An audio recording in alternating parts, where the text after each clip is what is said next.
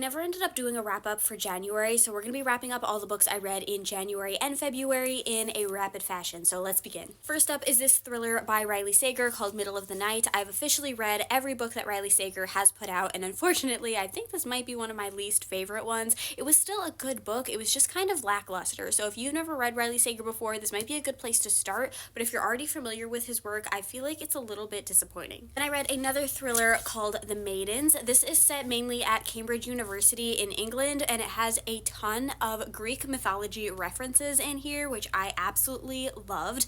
I know that a lot of people did not like this book because this is written by the same author that wrote The Silent Patient, which I also read and I also loved, and people were very disappointed by this book. I still enjoyed it. I don't think it's as good as The Silent Patient, and I think that's where a lot of people were let down by it, but it's its own thing, and I personally really enjoyed it, and I absolutely love this author's writing. I think he's a new favorite author of mine, but also this author did something that I absolutely adore, where he took a character from The Silent Patient and put them in as a side character in this book, and it connected the stories together. So you don't necessarily have to have read one or the other to read the other ones. They still stand as their own novel, but now I really want to go reread The Silent Patient and see if there's any other little Easter eggs to this book that are in that one, and I just love whenever authors do that. I will say, however, this wasn't quite a 5-star for me due to the fact that it was a very open ending, which isn't my favorite, but I still really enjoyed it. I then finally read my first ever Frida McFadden thriller, which is The Locked Door. I gave this a good 4-star rating in like a guilty pleasure thriller kind of way. It's definitely not the best thriller ever written,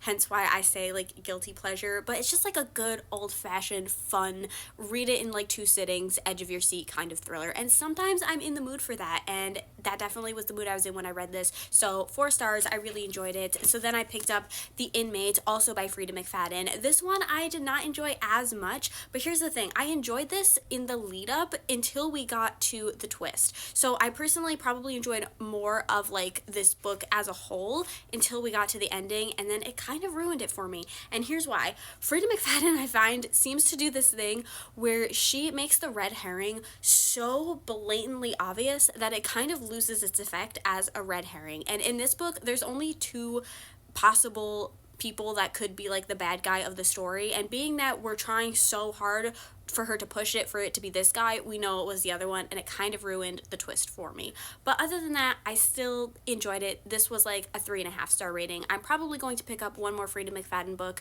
and give her another chance.